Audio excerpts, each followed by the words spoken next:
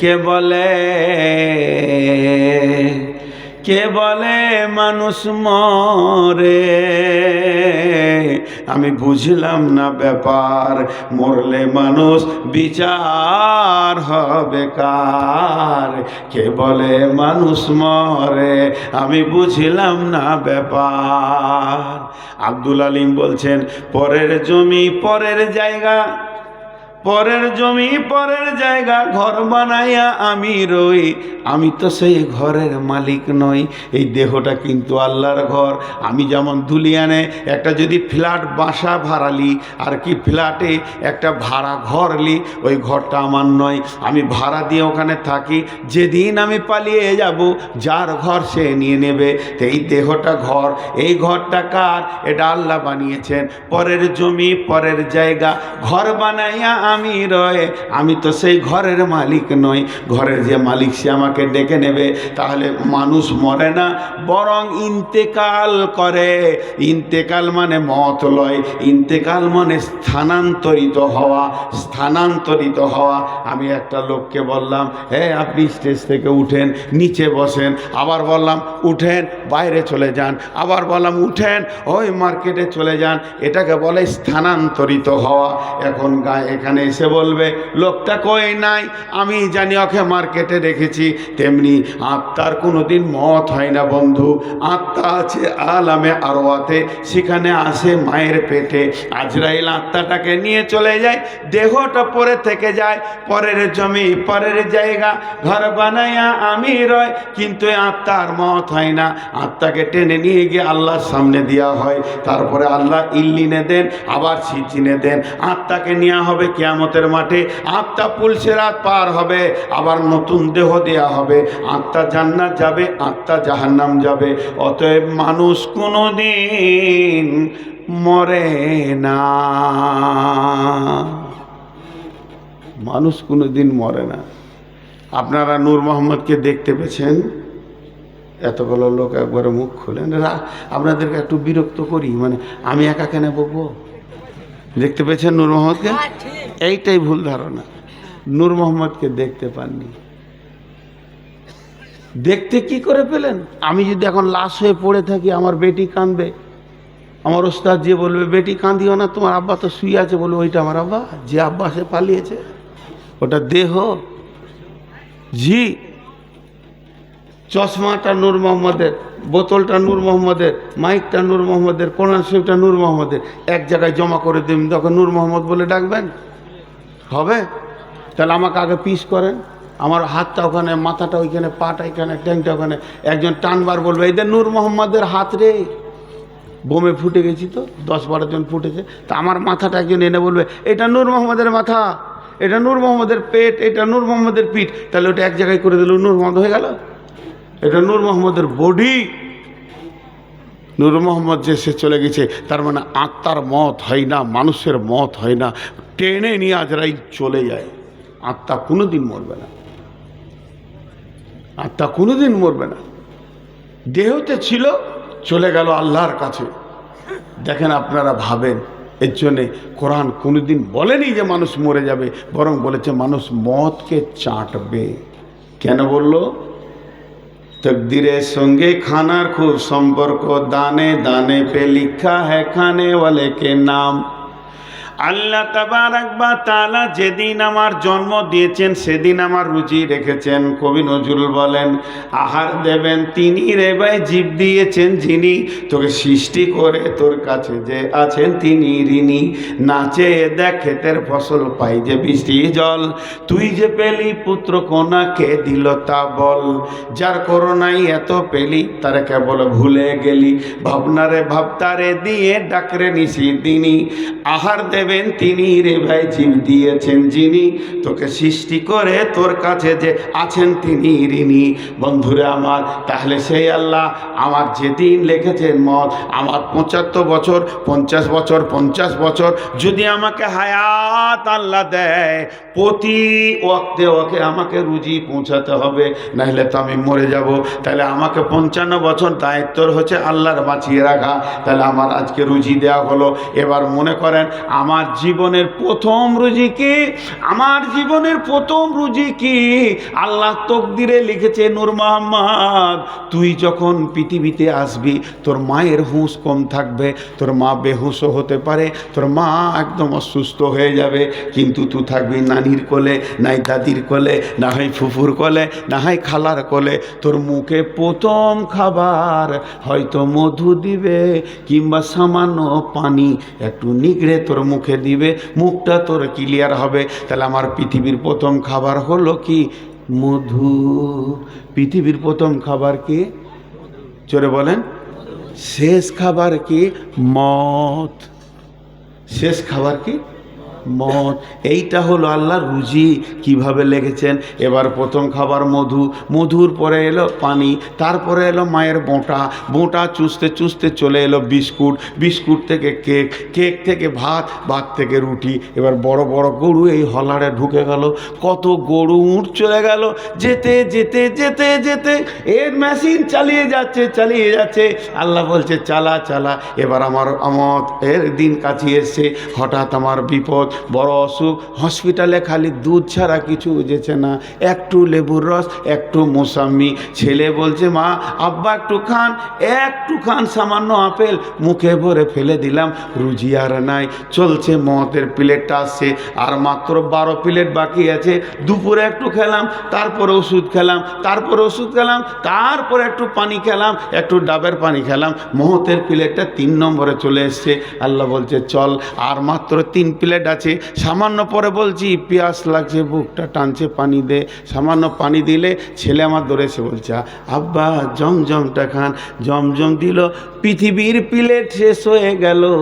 আজরাইল বলছে এবার চিখেলে মদ, কুল্লু নাফসিন যায়িকাতুল মদ।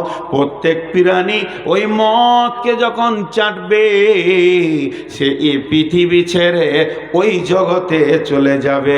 দুধের মোটা যখন ধরবি পৃথিবীর খাবারগুলো সামনে আসবে, আর মদকে যখন চেটে নিবে দুনিয়া ছেড়ে এসে আখেরাতে চলে যাবে। আর পৃথিবীতে তার রুজি নাই, আর পৃথিবীতে তার শ্বাস নাই, আর সে সূর্যের আলো ব্যবহার করবে না, কলের পানি ব্যবহার করবে না, আর অক্সিজেন নেবে না, কার্বন ডাই অক্সাইড ছাড়বে না, তার এগুলো সব অফ হয়ে যাবে, ওই জগতে সে চলে যাবে। এরই নাম মদ। বুঝতে পারলেন?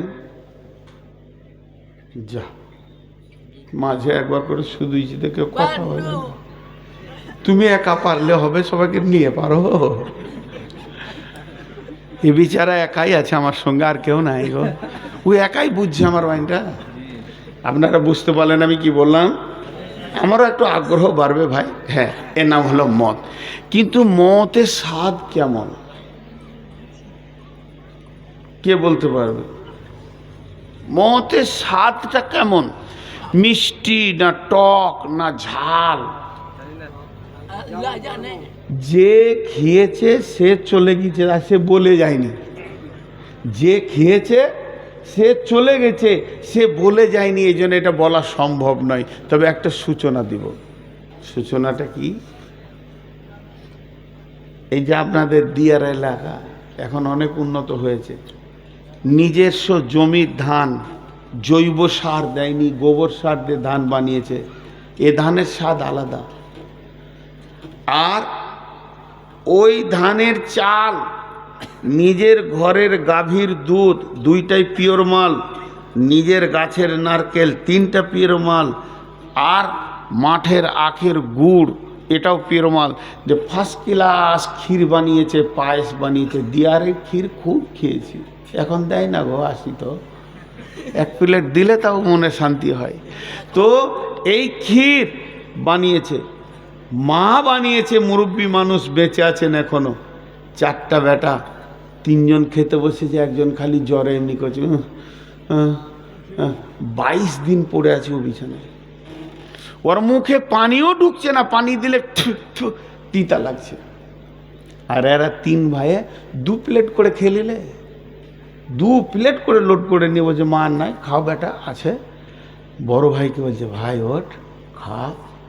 মা বানিয়েছে, মা মরে গেলে বুঝবি, পস্তাবি। এরকম ভালো কেউ বানাতে পারবে না আমাদের বিবিরা। খা, মায়ের হাতের খাবার খা। ওকে ধরে বসিয়ে 1 চামচ মুখে দিয়েছে, তুই এরকম করছে থু থু থু থু থু। তাহলে ক্ষীর তিতা? যেটা বলেন ক্ষীর তিতা? পৃথিবীর যত খাবার আছে ক্ষীর একটা অন্যতম খাবার, কিন্তু ওকে তিতা লাগছে কেন? জ্বর।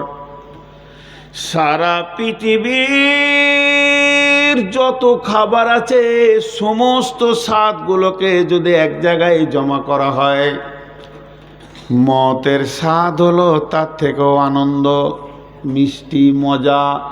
কেন শুনেলেন? আম খাবেন, রিজাল্ট হচ্ছে পায়খানা। পেয়ারা খাবেন, রিজাল্ট হচ্ছে পায়খানা। ক্ষীর খাবেন, রিজাল্ট কি? পায়খানা। আপনি মাছ মাংস খাবেন, রিজাল্ট কি? পায়খানা। বিরিয়ানি খাবেন, এ রিজাল্ট কি? পায়খানা। পৃথিবীর যত খাবার আছে ওপরে হলারে ঢোকালে নিচে হলারে এমন গন্ধ বের হবে, এর নাম হয়ে যাবে পায়খানা। কিন্তু মদ এমন একটা জিনিস, মদ এমন একটা জিনিস যে মদ খাবে এটা যে কত মজা, কত স্বাদ। মদ খেলি এর রিজাল্ট হচ্ছে আল্লাহর মুলাকাত, আল্লাহর সঙ্গে মুলাকাত। এমন একটা খাবার, এটা খেলে আল্লাহর সঙ্গে আল্লাহ বান্দা আল্লাহ মুলাকাত ঘটবে। এর থেকে মজার জিনিস কিছু নাই। কিন্তু বন্ধুরে, বড় ভাইকে ক্ষীর তিতা লেগেছে কেন? ওর শরীরে এত বেশি জ্বরের কারণে শরীর তিতা হয়ে গেছে।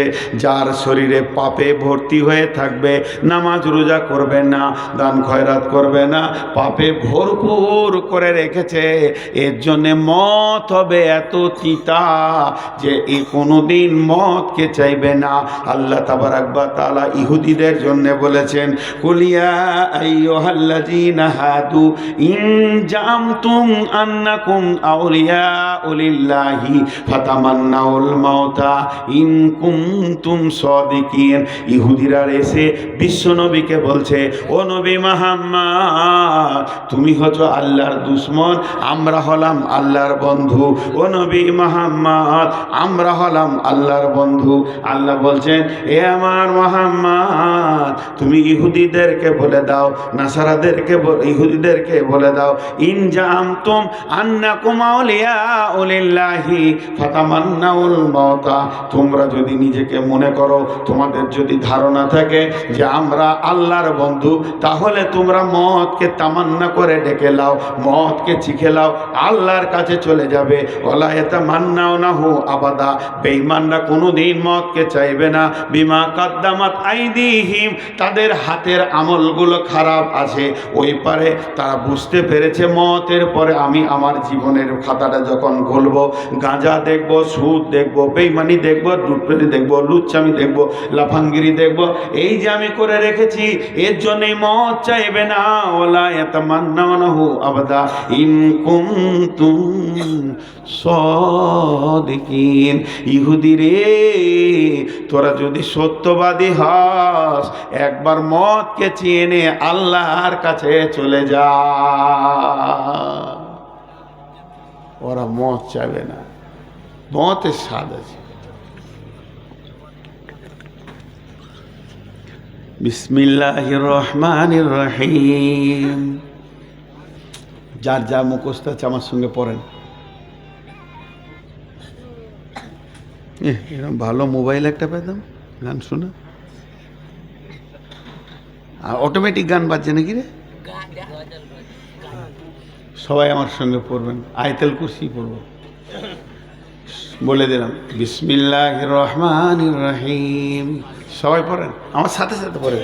আল্লাহু লা ইলাহা ইল্লাহু আল হাইয়ুল কাইয়ুম লা তাখুযু, একটু জোরে পড়েন, লা তাখুযুহু সিনাতু ওয়ালা নাওম লাহু মা ফিস সামাওয়াতি ওয়া মা ফিল আরদি মান যাল্লাযী ইয়াশফাউ ইনদাহু ইল্লা বিইذনিহি ইয়ালামু মা বাইনা আইদিহিম ওয়া মা খালফাহুম ওয়ালা ইউহিতুনা বিশাইইম মিন ইলমিহি ইল্লা বিমা শাআ ওয়াসিয়া কুরসিয়ুহুস সামাওয়াতি ওয়াল আরদা ওয়ালা ইয়াউদুহু হিফযুহুমা ওয়া হুয়াল আলিয়্যুল আযীম। কার কার মুখস্থ আছে? মাশাআল্লাহ, আপনারা সৌভাগ্যবান যাদের মুখস্থ আছে। শুনেলেন, এইটা মওতের আয়াত নয়, এটা আল্লাহ সিংহাসনের আয়াত, আল্লাহর ক্ষমতার আয়াত। এখানে 12টা অনুশীলন আছে, 19টা সাবজেক্ট ভরান আছে। শুধু আয়াতুল কুরসি নিয়ে 4 ঘন্টা বক্তব্য রাখা যাবে, আমি সে কথা বলছি না। এর একটা ফজিলত রাসূল সাল্লাল্লাহু আলাইহি সাল্লাম বলেছেন।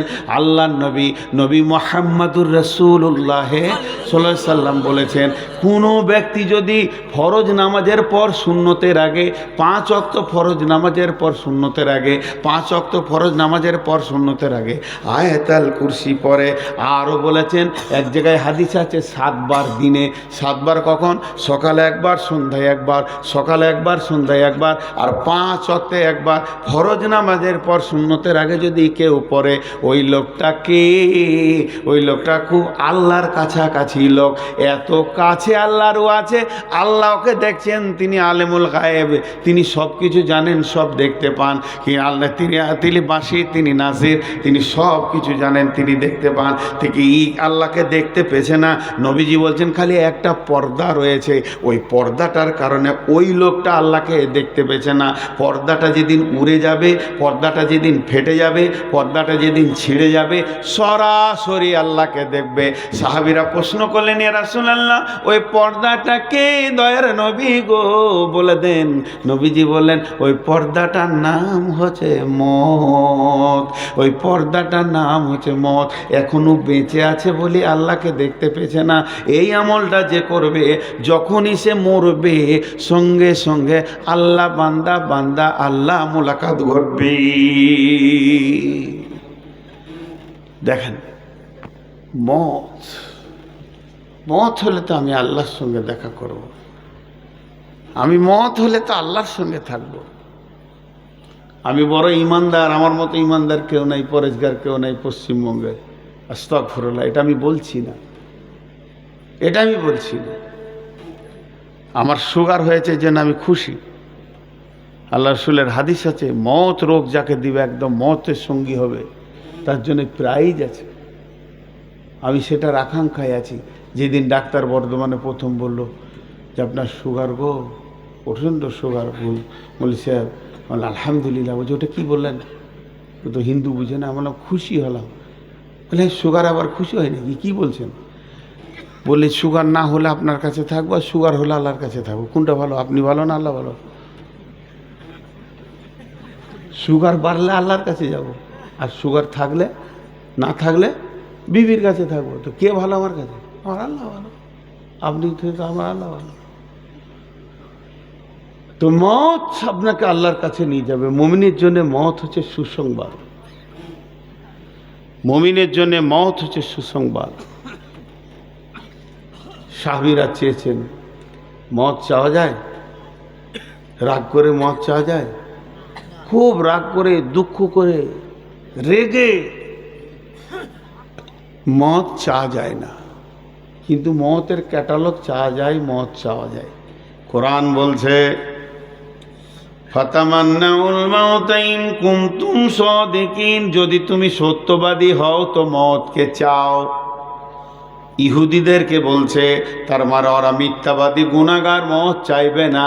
তাহলে যে ইমানদার হবে সে মতকে চাইবে।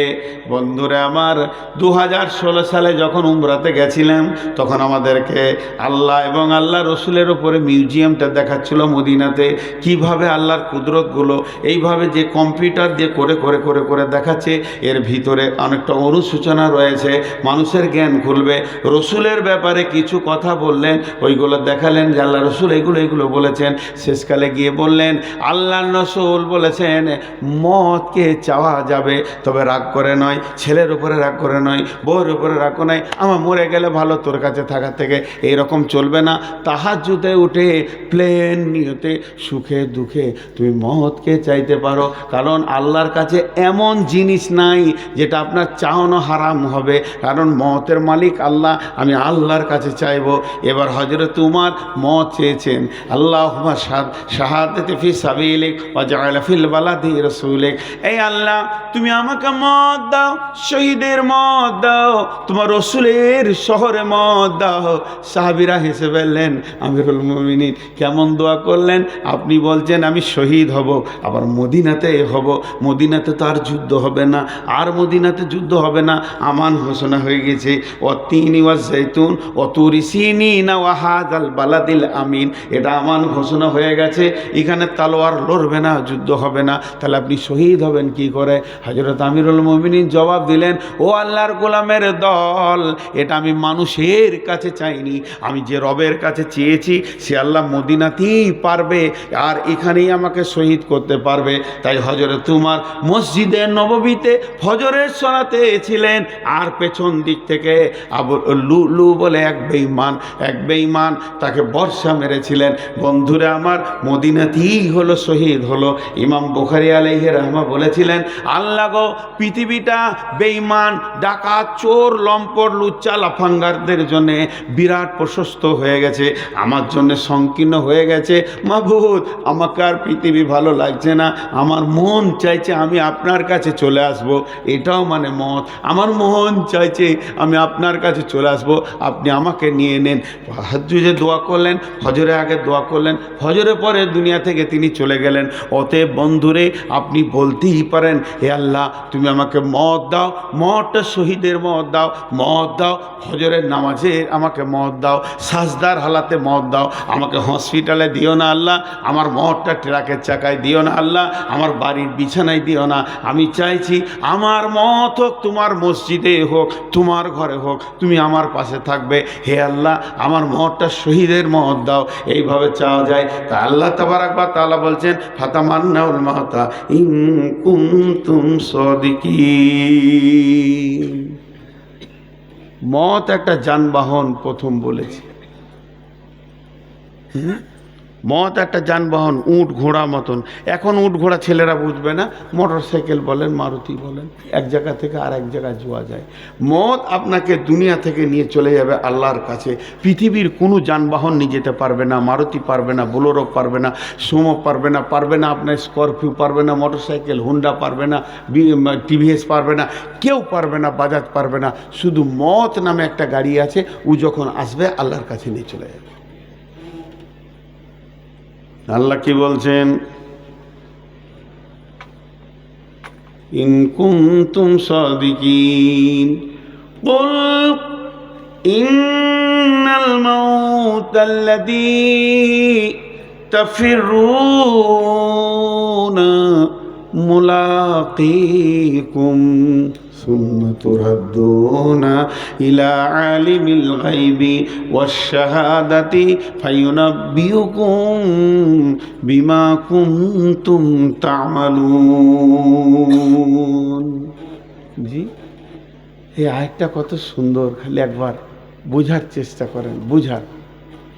দুটা উদাহরণ দেবো এই আয়াতটার ভিতরে। একটা উদাহরণ কি, এই ধুলিয়ানি স্টেশনে আমি বসে আছি, আর আমার সাথে মৌলভী আলতাফ বসে আছে, আমরা দুই ভাই একই, আর শামসুজ্জোয়া, তিনজনাতে এখানে যুক্তি করেছি কালকে সকালে ফার্স্ট ট্রেন ধরে আমরা কলকাতা যাব। তিনজনাই খুব যুক্তি করেছি, তিন ভাই তিন বন্ধুতে একদম। তুই উঠে যাবি ঘুম থেকে, আমি বলছি আমি ধুলিয়ানে থাকবো, তোরা চলে আসবি।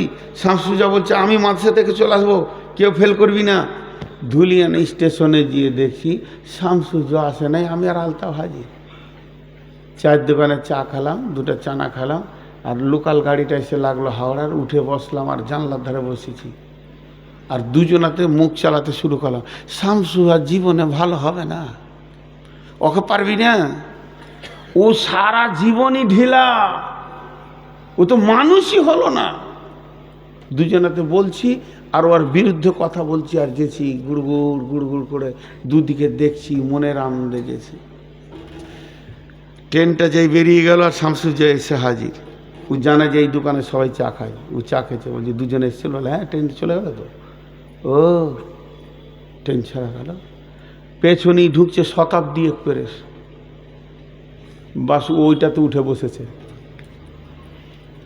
আমরা যখন হাওড়া ঢুকবো আর দুটো স্টেশন বাকি আছে, তখন শতাব্দী চা করে আগে চলে গেল। ও গিয়ে হাওড়ার স্টেশনে কত নম্বরে ঢুকছে আমাদের গাড়িটা জানে, ওই নম্বরে প্ল্যাটফর্মে চেয়ারে বসে আছে। আর আমরা দুজন নামছি তো ওই একটাই কথা বলছি, মানুষ হলো না রে ওরে। আর দপ করে ওকে দেখে নিয়েছি, সব বুদ্ধি শেষ। আল্লাহ তাবারাক ওয়া তাআলা বলছেন, তোরা যতজন বেঁচে আছিস তোদেরকে আমি লোকাল গাড়িতে চাপিয়ে দিয়েছি। আর এই লোকাল গাড়িতে চেপে ছেলে মেয়ে বউ বিটি আনন্দে তোরা চললি, ঘুর ঘুর করে যেছিস। যখনই তোর মওতের প্ল্যাটফর্ম আসবে, আজরাইলের সঙ্গে দেখা হবে। আজরাইলকে তোকে ডাকতে হবে না, আজরাইল তোকে খুঁজে বের করে নিবে কোন জায়গায় আছিস, কোন জায়গায় আছিস। ফাতামান্না হলো, আল্লাহ বলছেন যে সুম্মা তুরাদ্দুনা ইলা আলিমিল গায়বি ফাইন্নাহু মুলাকিকুম, তোর সঙ্গে আজরাইল মুলাকাত করে নেবি। পালাবো, মরবো না, মত লিব না, সব লিব আমি, মত লিব না। জ্বর লিব, সর্দি লিব, ঠান্ডা লিব, ক্যান্সার লিব, করোনা লিব, মত লিব না। আল্লাহ আমি পালাবো। আল্লাহ বলছে খবরদার, এটা হবে না। প্রত্যেককে মরতে হবে, যাকে আমি প্রাণ দিয়েছি তাকে মতকে নিতেই হবে। আল্লাহ তাবারাক ওয়া তাআলা বলছেন আল্লাহ তাবারাক ওয়া তাআলা বলছেন, কুল ইয়া আইয়ুহাল্লাযীনা হাদু ইন জাআনতুম আন্নাকুম আউলিয়াউ লিল্লাহি মিন দুনিন নাসি ফাতামান্নাউল মাউতা ইন কুনতুম সাদিকিন ওয়া লা ইয়াতামান্নাউনাহু আবাদা বিমা কাদ্দামাত আইদিহিম ওয়াল্লাহু আলিমুম বিয-যালিমিন। কুল ইন্নাল মাউতাল্লাযীনা তাফিরুন কুল ইন্নাল মাউতাল্লাযী তাফিরুনা মিনহু ফাইন্নাহু মুলাকিকুম সুম্মা তুরাদ্দুনা ইলা আলিমিল গায়বি ওয়াশ শাহাদাতি ফায়ুনাব্বিউকুম বিমা কুনতুম তা'মালুন। যেদিকে যাবি মরতে হবে। আজকে ধুলিয়ান বাজার থেকে এক বস্তা মাল এসছে, ঝাল আলুর বস্তা, পেঁয়াজের বস্তা, জাল ওতে রেখেছে, মালগুলা নষ্ট না হয় যেন হাওয়া লাগে। কি আছে? কলা আছে, আপেল আছে, আঙ্গুর আছে, বেদানা আছে, চেরি আছে, বিস্কুট আছে, কেক আছে, আর সিঙ্গারা আছে, নিমকি আছে, মিষ্টি আছে, রসগোল্লা আছে। এতগুলা মেহমানকে খাওয়াবে, তো এতটি মাল নিয়ে এসে রেখে দিয়েছে মাদ্রাসাতে।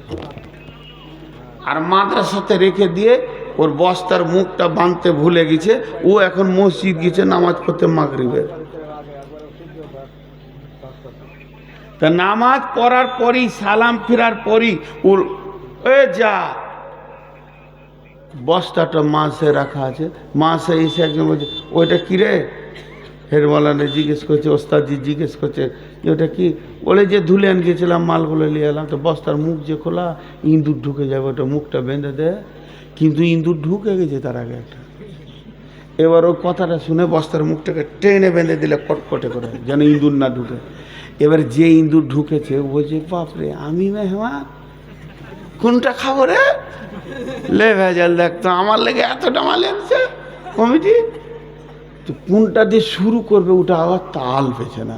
যে মনে হয় যে খেজুর দিয়ে শুরু করলে মানে সুন্নত টুন্নত হবে নাকি, তা রসগোল্লাটা যে ভালো রে, কোনটা শুরু করবে তাল পেছে না। খুড়খুড় খুড়খুড় খুড়খুড়, আর ও হাঁটলে একটা শব্দ হবে, তখন শামসু যাবো যে বস্তার ভেতরে কে খুড়খুড় করছে, বে একটা ছড়িটা করে এমনি বস্তাতে যেই মেরেছে, ইঁদুরটা চুমকে উঠেছে, বুঝে লেছে। এবারও কি বলছে ইঁদুরটা, এবার কি বলছে? খাবো না পালাবো, কলা ভালো লাগছে না, মিষ্টি না তেঁতা, তো চেড়ি একটা খা, পালাবো। যেদিকে ধরে যেদিকেই ধরে দিয়ে বস্তার ঝেলে মাথাটা লাগে আবার ফেরত আসে। ও তুমি যেদিকেই যাবে যাও, তুমি যত আনন্দ করবে করো, মতের প্যাকেটে ভরা আছো। আল্লাহ বলছে গোলাম রে, তোদেরকে আমি জমি জায়গা বাড়ি ঘর টাকা পয়সা ব্যাংক ব্যালেন্স ছেলে পিলে বউ বিটি নাতি পোতা যা দিয়েছি এটা তোদের আনন্দ, কিন্তু মতের ব্যাগে ভরে রেখেছি। পালাবার উপায় নাই, পালাবার উপায় নাই।